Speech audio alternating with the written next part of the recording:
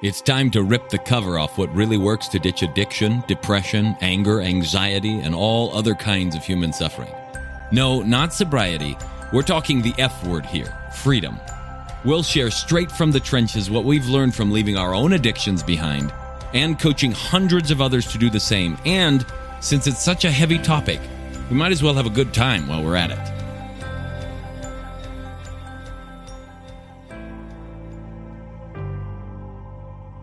And welcome back to the Alive and Free podcast. Today I want to take you on a little journey exploring the nature of the cause of all of our emotions and all of our feelings and all of our behaviors that come from those things and so on and so forth. And we're going to start by running all the way back to Ohio. The year is 1993. And I am sitting there in Page Manor outside of Dayton, Ohio, outside of Wright-Patterson Air Base, where my family lived for a period of time while my father was stationed there, going to the Air Force Institute of Technology for a master's degree. That was back just before the internet was fully sort of online or functional. So he was doing some of the preliminary work and studying some of the preliminary work around the internet.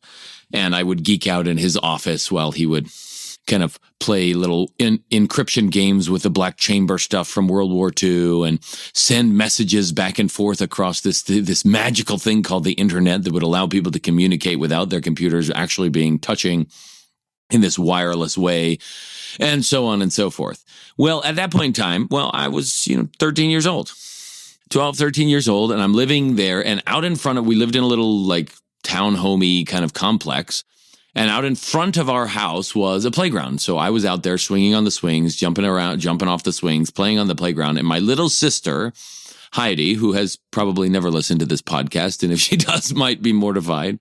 Anyway, she wanted to show me something cool she had figured out how to do. Our front porch had a railing. So meaning it had a little banister and a couple of vertical poles to hold the little banister up. And she had figured out how to flip herself over the banister and have her head go between the rails and then come out the other side in a flip. She's like, "Hey, Bob, watch this." So I look over just in time to see my sister stick her head between the rails, flip all the way off the top of it, and have her feet land on the ground. The problem, though, was she couldn't get her head out from in between the rails anymore. Her ears had closed shut on the way through, and then they'd flapped back open, and she lay there, half on the ground, stuck. So at that point in time, freaking out, I ran to help her, as I vaguely recall, and she could probably corroborate this story. I went inside and grabbed the butter because I think I had seen that on TV somewhere or a comic strip somewhere. I thought, I'll just grease her up. And so I started putting butter in her hair and all these different things to try and help her get her head through because I lacked the capacity to help. I didn't actually have an understanding of what was going on. Finally, my dad came home, saw the situation, and while trying to stifle his laughter, just slightly pulled the bars apart, got my sister's head out from in between them, and all was well. As ridiculous as this situation is, and I haven't thought of it for a long time, I wanted to kind of bring it up because most of us live in a self-made prison. Here, my sister, through curiosity, through playfulness, through unintended consequences, had accidentally trapped herself in a prison of her own making. She had explored something and taken a few actions that had brought her there. And then once she got there, started flipping out and freaking out. Her emotions changed. Everything else changed because of a decision that she had made previously. Well, recently, a good friend of mine she'd been through all kinds of stuff in her life, in her marriage situation, with her health, and had been through a long haul of trying to figure some things out. She finally came out of the situation, and in so doing, her husband didn't know what to do with her. He had been the strong one for all this time. He had been the one that took care of everyone, the one that had all the answers and everything else. And then when she got to a place where she was happy and healthy and strong and didn't need him for her happiness and was instead happy to be with him because why not? Wouldn't this be amazing? He didn't know how to deal with that. And so he started being frustrated by the situation and started reacting in these really bizarre ways that might look like someone having a massive psychotic breakdown or someone who was possessed by a demon or this, that, or the other. And so she came to me for some understanding, like not knowing what was going on, not understanding why all of a sudden this husband who had been supportive and all this time was suddenly going off the rails. And so I sat her down and talked to her. And one of the things that I mentioned, I think is beneficial for you guys to understand.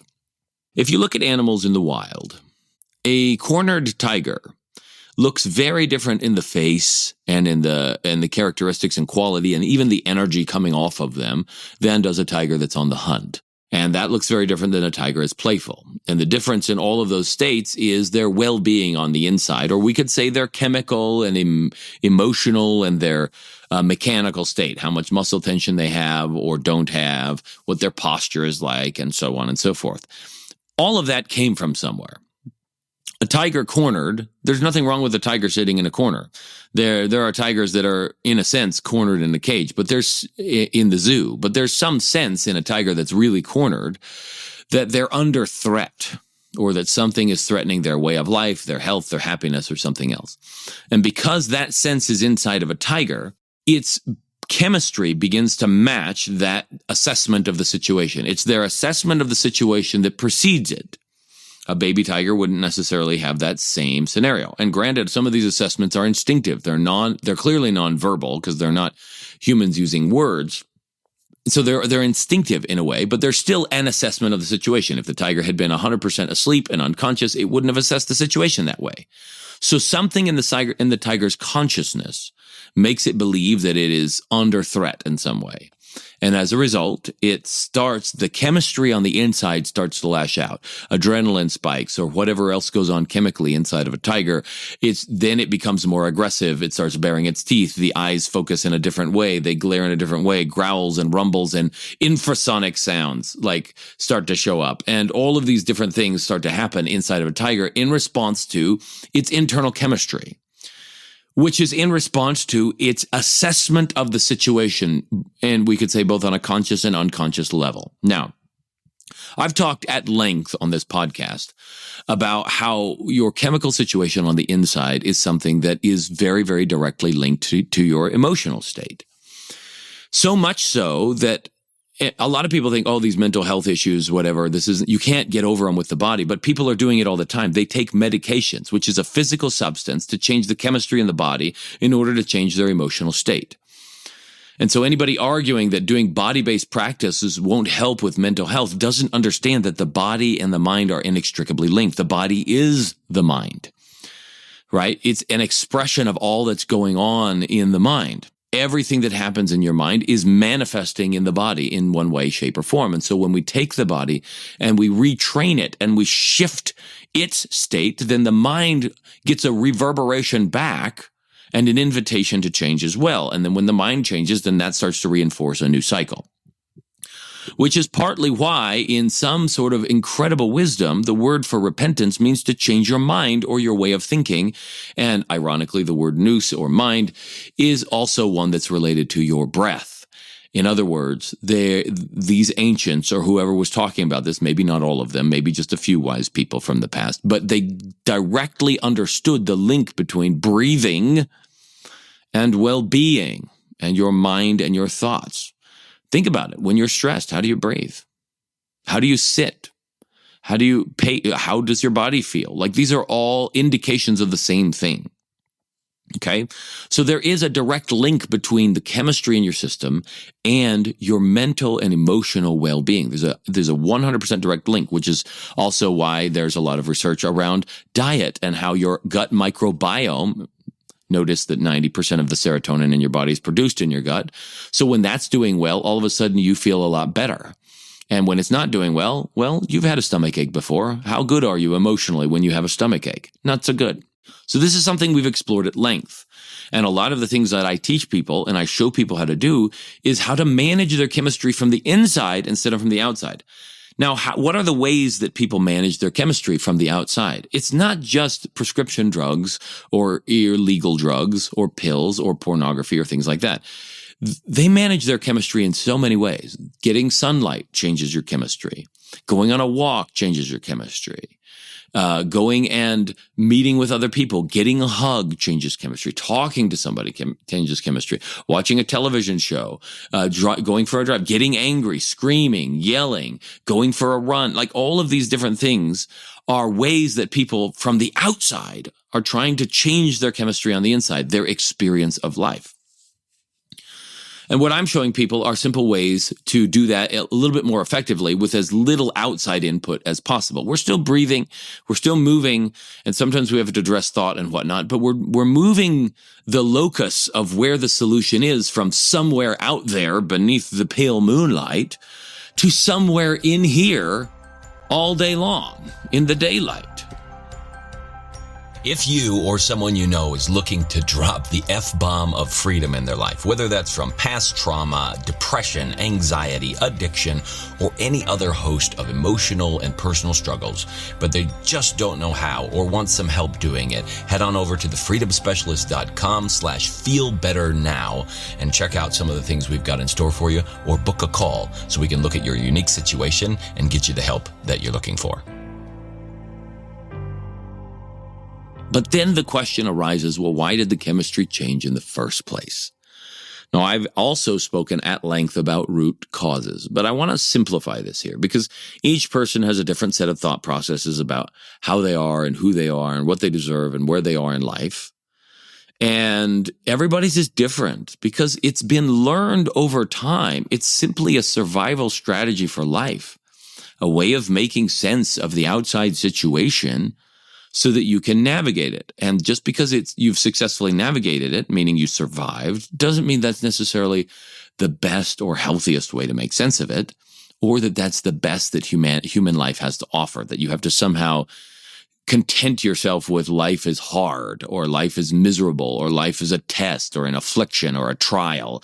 And when you come out the other side of it, that's where the goodies is. No, everything about biology seems to indicate the opposite, that however this system was designed, whether you want to say God designed it this way, or the universe designed it this way in some other grand intelligence, or that it was by accident, either way, every indication we have is that the way that this human system is designed is that it's designed to run on joy and happiness. And then when that's the fuel, that when that's the well-being, other possibilities for human life begin to show up automatically, and grief and pain go away, and all of these different things start to happen.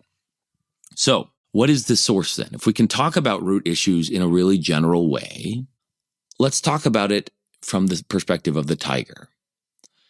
If I don't get out of this situation, I'm going to die. Bad things will happen. It will not bode well. In other words, there's some sense that has been trained into the instinct over time or through past experience that certain situations will lead to either something really gnarly or death. And humans have the same thing. From the time that you've been in your mother's womb, you've started to have neurons.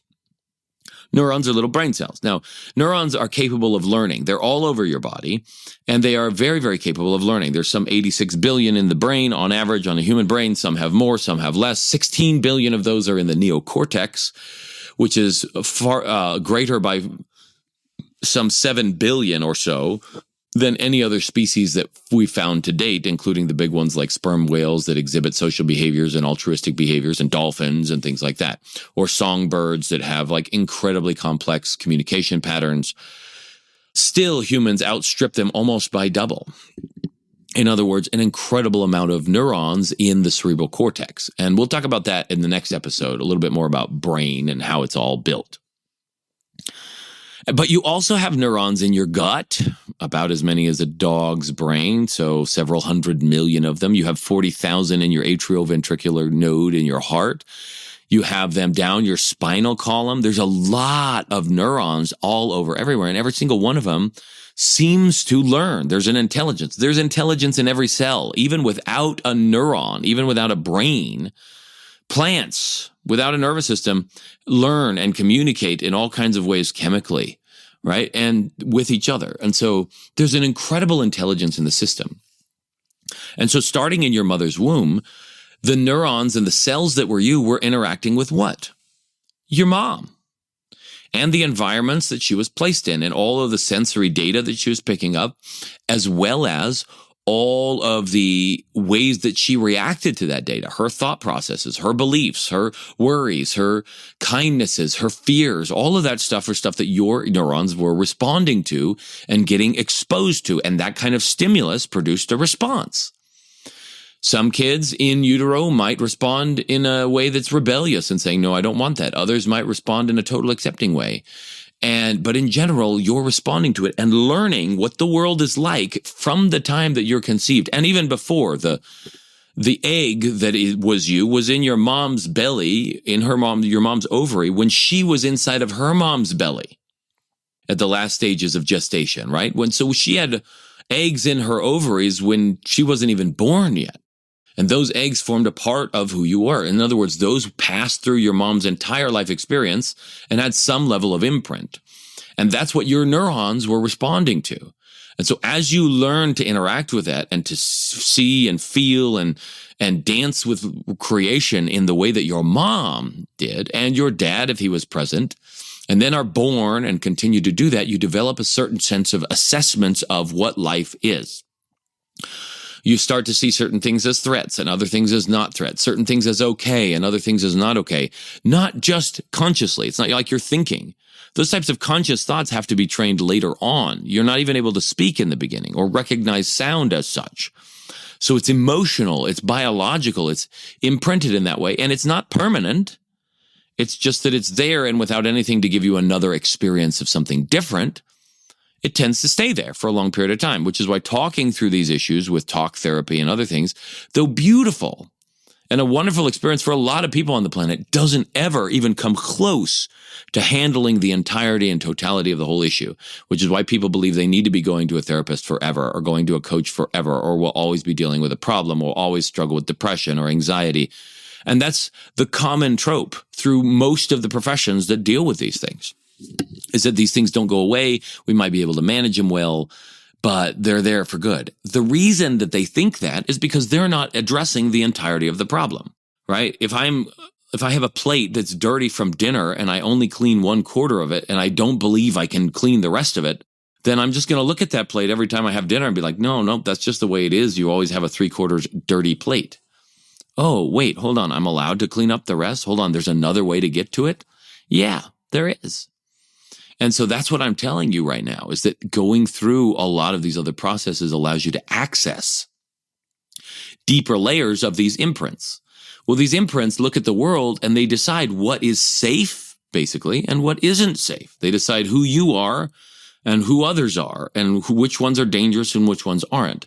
And to the degree that you run into that danger, or the degree that you deviate from what you deem to be the source of happiness and health and comfort for you, to that degree, your behavior is going to turn from the playing tiger that's goofy and having a good time to the hunting tiger that's now focused and ready to kill, to the panicked tiger that's lashing out at anything and everything and desperate for its life.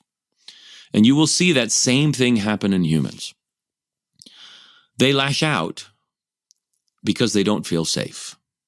You can't create safety in them. Yes, you can adjust the environment so that they go back to what they feel is safe, but you can't create safety in them. That has to be done within themselves, and that's going to come from seeing things more clearly.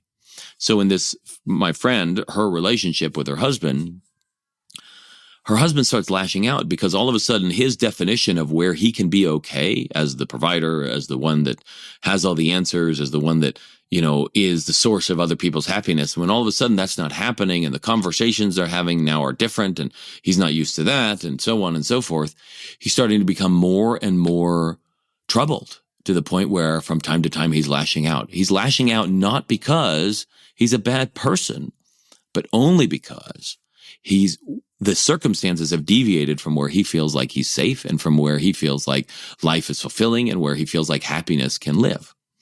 Now, that assessment then creates a chemical change inside the person. And chemistry is linked to consciousness. 7.4 pH is your blood. If it starts to dip Even just a little bit, 7.35, doctors and stuff are concerned because certain functions don't start happening in the body. If it starts to rise too far, same thing. By the time you get to like 7.0, 6.9, you're in a coma. You've lost all consciousness, and a lot of your functions have gone down to like barely subsisting, and 6.8 would be death. 8.0 would be death. And so you have a really narrow band in which your blood chemistry is optimal. And if you stay outside of that band for a long time, body parts start to shut down, and then literally you cannot be conscious of your behavior. Your ability to be conscious of it is gone. In other words, your assessment of the situation says, this situation is painful for me. And so something in you wants to check out from it, and that poisons the system. And that gets rid of your conscious volitional ability to choose your actions and starts to rob you of choice and relies only on the animal instinct inside of you in order to survive. And so you end up turning on your loved ones and shouting things at them that you would never in a million years think would come out of your mouth, only because, well, your chemistry changed. And your chemistry changed because of your worldview, your assessment of who you are, who others are, and where you're safe. So as we're wrapping up today, I just want you to look back on your life and start asking yourself the question about where you feel safe and where you don't feel safe. The things that irritate you and bother you are reflections of where you've decided life is not okay. And so in some really biological level, some piece of you has decided to check out from that, to not want to be there. And as a result, your chemistry changes. And when your chemistry changes, now your ability to control your behavior starts to go down. And when that happens, actions are taken in the world, and those actions then have other consequences, all because you just decided in some way, shape, or form, probably because you inherited that worldview mostly, that certain things are not safe, are not okay. And then fear entered your life. And when fear entered your life, it began to control you. As I said last week, what you fear controls you. And as long as you're afraid of it, it will. So look at your fears this week. Take a look at all the things that you're nervous around, whether that's public speaking or whether it's pornography or whether it's drugs and alcohol or food or losing a loved one or death, if you consider death. And remind yourself, wait a second, that means this thing is controlling me. Do I actually know that this is bad? What if that's not something that actually has to control me? What if it's not bad? What if it's not unsafe? What if there's some wisdom that I would have to operate with around this thing? But what if I don't need to be afraid of this anymore? And what if I can build an even greater life out of these circumstances than I ever could have the other way around? What if this is actually a step into a life of more happiness, more health, more well-being?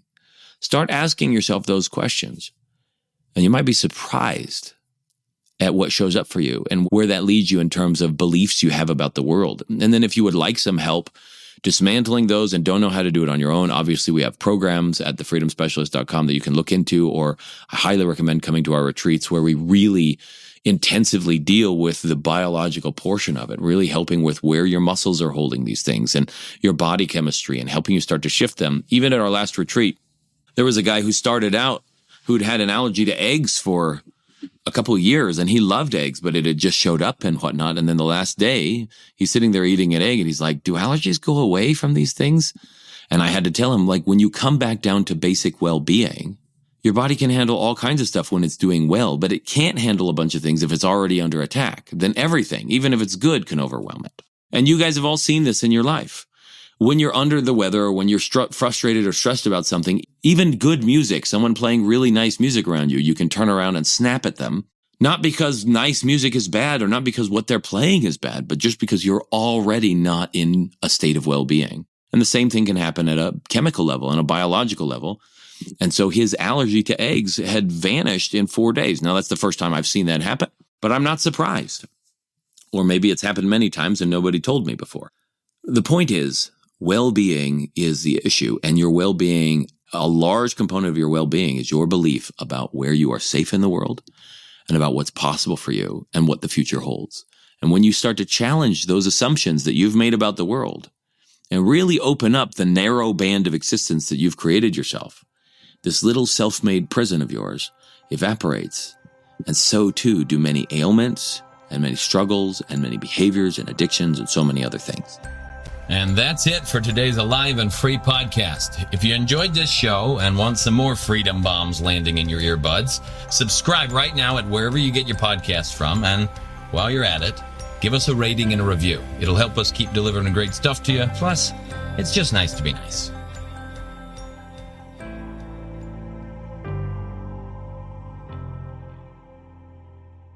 This is thepodcastfactory.com.